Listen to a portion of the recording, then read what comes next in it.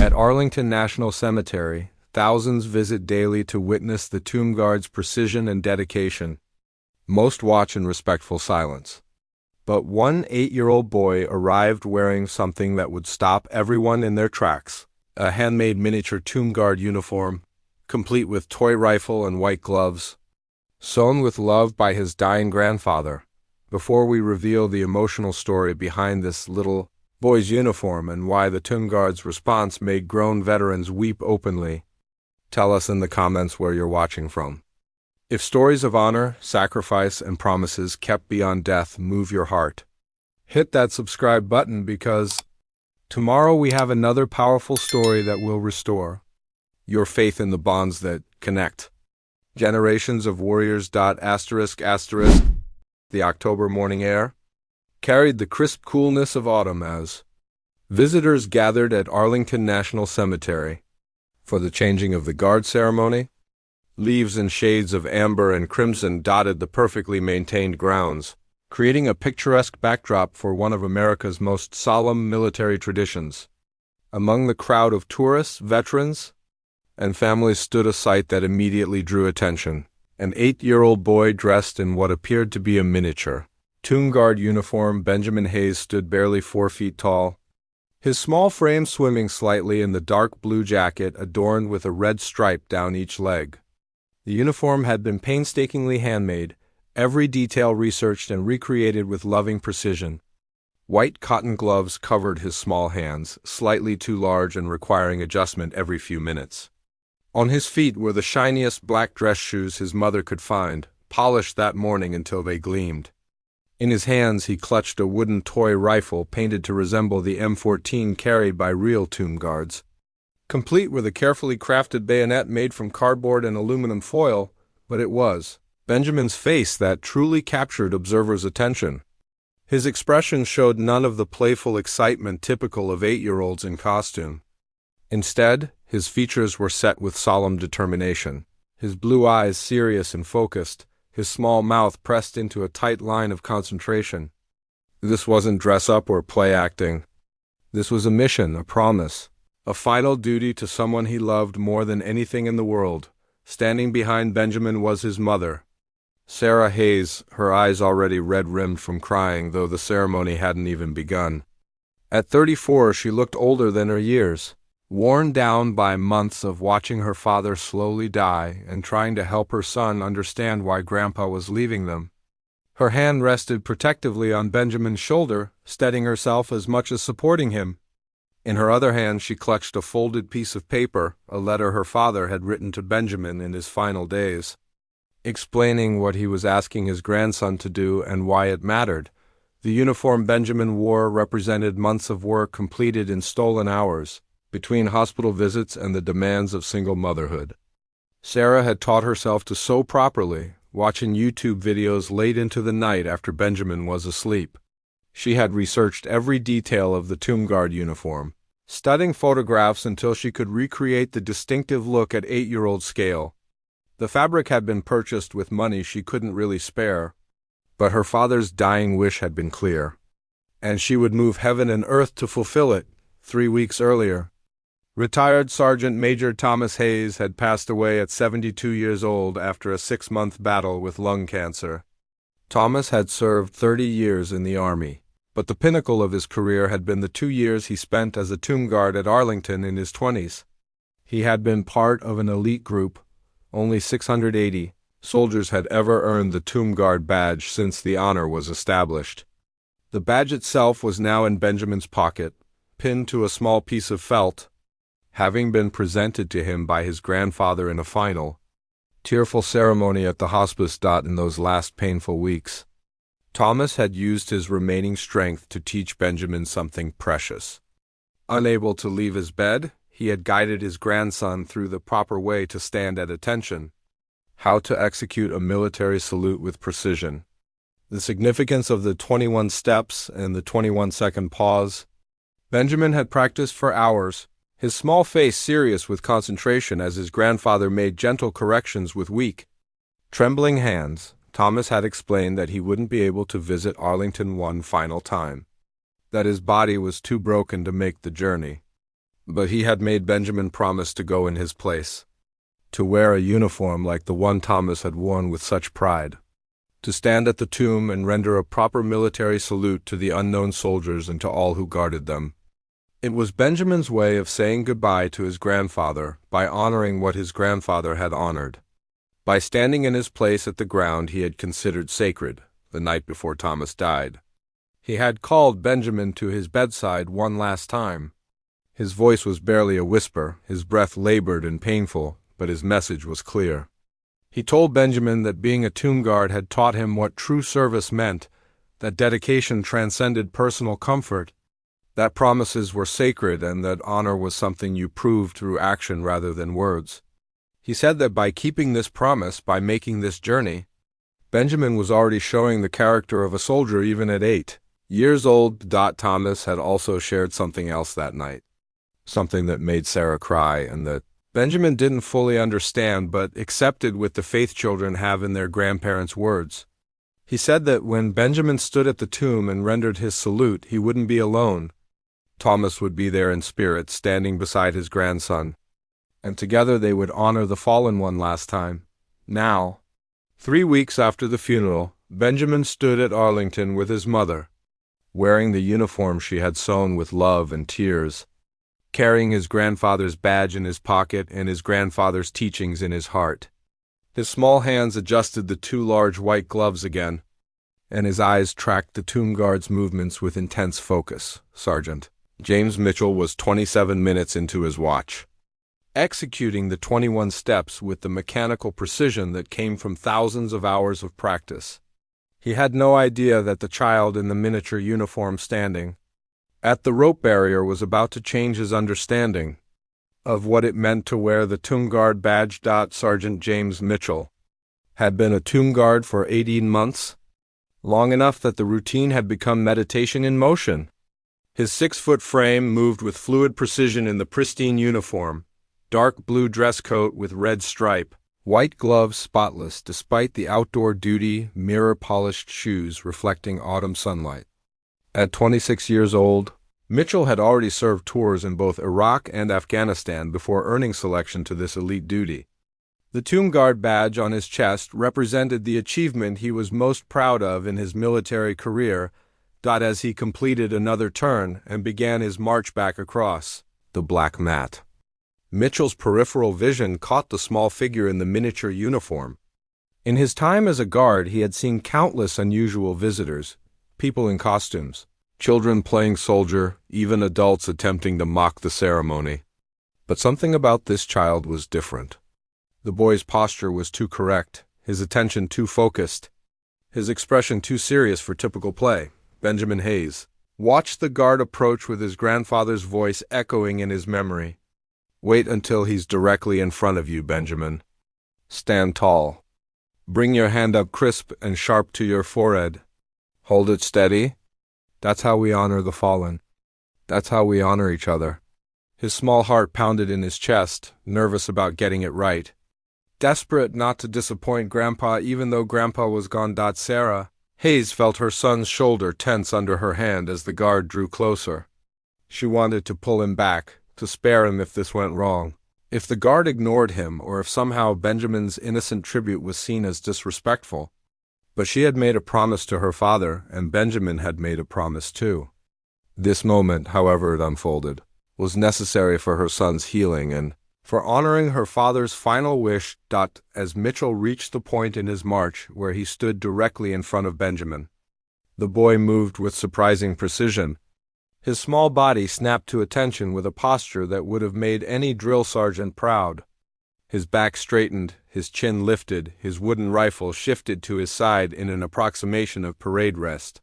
And then his right hand came up in a salute that was absolutely perfect, fingers together, palm facing down. Hand at a precise angle to his forehead, Mitchell's step faltered for just a microsecond, barely perceptible to anyone not trained to notice such things. But in that microsecond, everything changed. His eyes, which were supposed to remain fixed on a distant point, couldn't help but flick down to the small boy in the homemade uniform.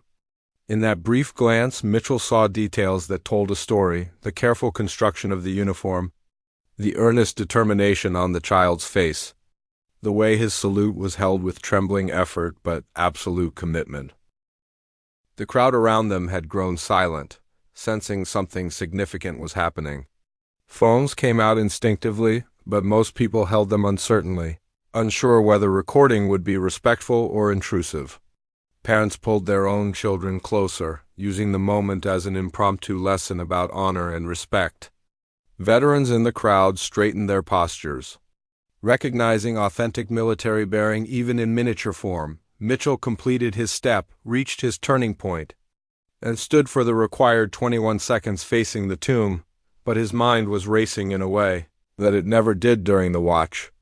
Something about this child's salute, about the perfection of its execution and the obvious emotional weight behind it, demanded acknowledgement.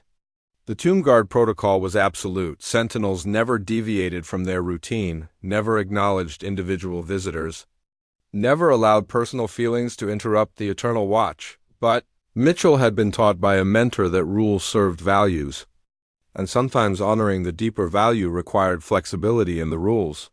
His mentor had been an older tomb guard, a man who had served his 2 years at the tomb decades earlier, but who had never stopped carrying the lessons and the badge. That mentor had taught Mitchell that the tomb guard's duty was ultimately about recognizing sacrifice and honoring those who served. Sometimes he had said that recognition needed to be active rather than merely ceremonial. As Mitchell executed his turn to begin the next sequence of 21 steps, he made a decision that would cost him nothing and mean everything. Instead of resuming his march as protocol demanded, he stopped. He turned fully toward Benjamin, and in full view of hundreds of witnesses in deliberate violation of protocol that had stood for 90 years, Sergeant James Mitchell came to attention and rendered a full military salute to 8-year-old Benjamin Hayes. The effect was electric. Gasps rippled through the crowd. Sarah Hayes's hand flew to her mouth as tears spilled freely down her cheeks. Benjamin's eyes widened with shock and wonder. But his own salute never wavered. He held it with steady determination, understanding somehow that this moment was bigger than him, that it connected him to his grandfather and to every soldier who had ever worn the uniform. Mitchell held the salute for 10 seconds that felt like eternity. His face showed carefully controlled emotion, respect, recognition, perhaps even a hint of tears fighting to break through his military composure. This wasn't just a guard saluting a child. This was one guardian acknowledging another, one bearer of the tomb guard tradition recognizing the passing of that tradition across generations. When Mitchell finally dropped his salute and resumed his position, the crowd erupted not in applause but in the sound of collective emotional release, sniffles, quiet sobs, the rustling of tissues being pulled from pockets. But the story wasn't over. Mitchell had recognized something in that child's salute, something that demanded more than a moment of acknowledgement. As Sergeant Mitchell resumed his ceremonial march, the crowd remained in stunned silence, punctuated only by emotional sniffles and the quiet clicks of camera shutters. Benjamin Hayes slowly lowered his salute, his small arm trembling from having held the position with such determined steadiness. His blue eyes were wide with wonder and streaming with tears he didn't fully understand. He turned to look up at his mother, searching her face for confirmation that what had just happened was real. Sarah Hayes knelt down beside her son, pulling him into an embrace that threatened to dislodge his carefully adjusted uniform. She whispered into his ear that Grandpa would have been so proud, that he had done everything perfectly, that the guard's salute meant Benjamin had honored his grandfather in exactly the way Thomas had hoped. Benjamin clutched his wooden rifle and nodded against his mother's shoulder, his small body shaking with emotions too big for an 8-year-old to fully process. But the moment wasn't finished. As Mitchell completed his next sequence and reached his turning point, he did something else that was unprecedented. He looked directly toward the rope barrier where Benjamin stood, making eye contact in a way that tomb guards never did during their watch. His expression carried a clear message: "Stay there, wait, something more is coming." The relief commander, who had been monitoring the ceremony from his station, had watched the entire exchange. As a former tomb guard himself, he understood immediately that Mitchell's action hadn't been impulsive or disrespectful. but had been a response to something significant. He made a decision that would be reviewed and debated in the chain of command later, but that felt absolutely right in the moment. When Mitchell completed his watch and was preparing to be relieved by the next guard, the relief commander approached Sarah Hayes at the barrier.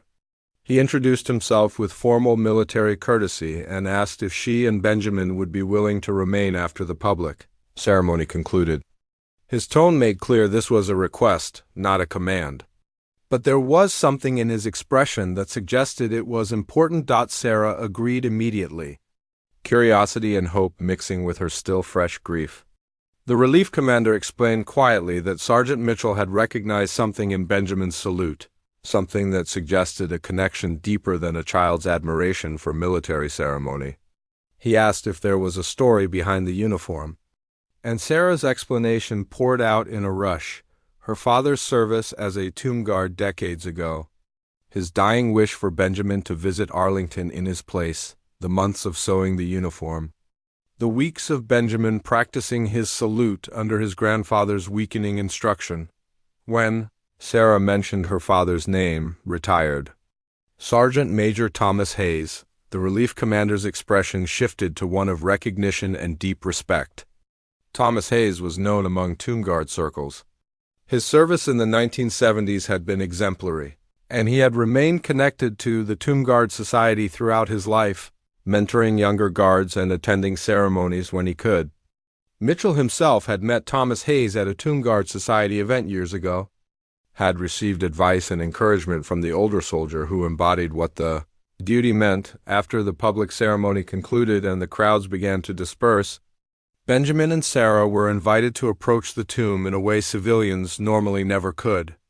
Mitchell, now relieved from his watch but still in uniform, met them at the marble steps. What happened next would become one of the most treasured memories of Benjamin's young life and would give Sarah a measure of peace about her father's death. Mitchell knelt down to Benjamin's eye level, his tall frame folding to meet the boy's gaze directly.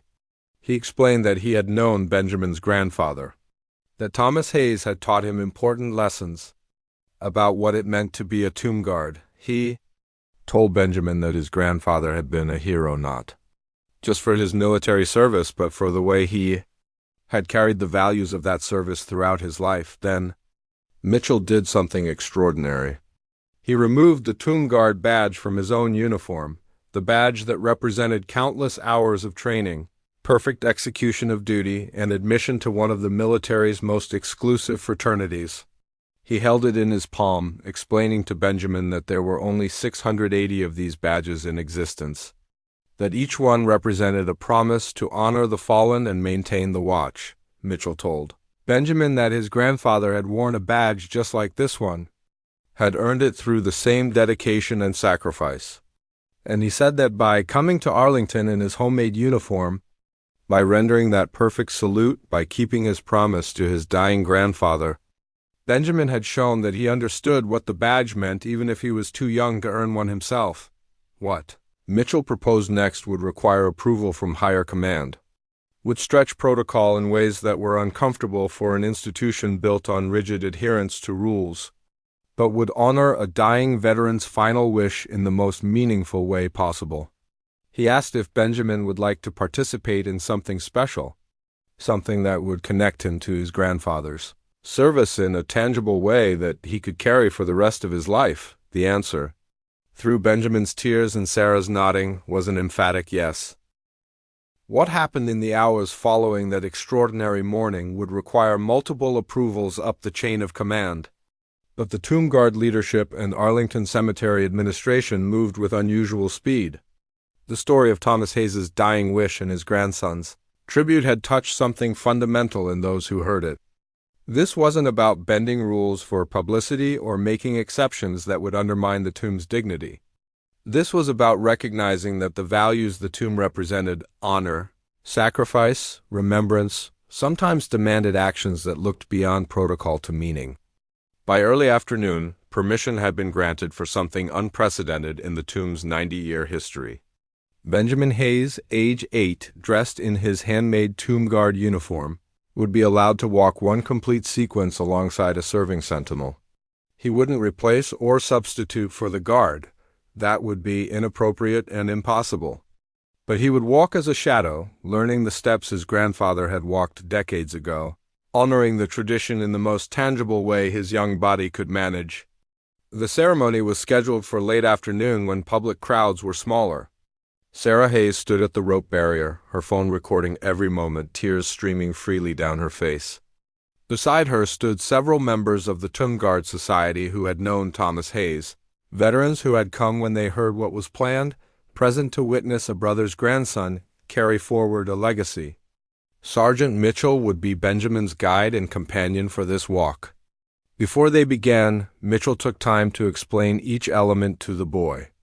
The 21 steps represented a 21-gun salute, the highest military honor. The 21-second pause showed respect and gave the guard time to observe the tomb and the unknown soldiers resting beneath. The precision of the movements demonstrated that nothing about honoring the fallen was casual or careless. Benjamin listened with intense concentration, his small hand clutching his wooden rifle, his oversized white gloves slipping down his fingers. His face showed determination mixed with nervousness, but Mitchell's steady presence beside him provided calm. This wasn't about perfect execution. Benjamin was 8 years old, not a trained soldier. This was about the attempt, the intention, the heart behind the action. When the moment came, Mitchell and Benjamin stood together at the starting point. Mitchell rendered a salute to the tomb, and Benjamin mimicked the gesture with his wooden rifle at his small shoulder. Then they began to walk. Mitchell's steps were measured and precise as always. Benjamin's steps were smaller, quicker, working hard to maintain cadence and position beside the much taller guard.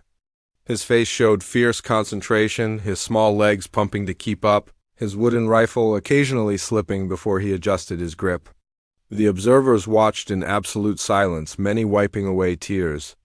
This wasn't just a cute moment of a child playing soldier. This was a grandson fulfilling a dying grandfather's wish. A veteran's legacy being carried forward by the smallest of hands. A tradition proving itself alive and meaningful across generations separated by age and experience, but united by respect and honor. They reached the end of the 21 steps. Mitchell executed his facing movement with parade ground precision. Benjamin attempted the same movement, his turn a bit wobbly, his wooden rifle wavering, but his determination absolute. They stood together for 21 seconds, Mitchell at attention facing the tomb, Benjamin beside him mirroring the posture as best his 8-year-old body could manage. In that 21 seconds of silence, something passed between the young guard and the younger boy. Mitchell later described it as feeling his mentor's presence, feeling Thomas Hayes standing with them in spirit just as the dying veteran had promised his grandson. Benjamin later told his mother that he felt Grandpa's hand on his shoulder during the pause, felt him saying that the promise was kept and everything was okay. They turned and walked back, completing the sequence. When they reached the starting point, Mitchell came to attention one final time and rendered a salute.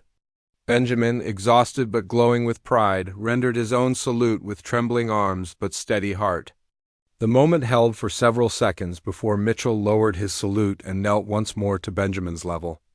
Mitchell told Benjamin that his grandfather would be incredibly proud, that he had honored Thomas Hayes's memory in the most meaningful way possible, and that he had shown everyone present what it truly meant to keep a promise.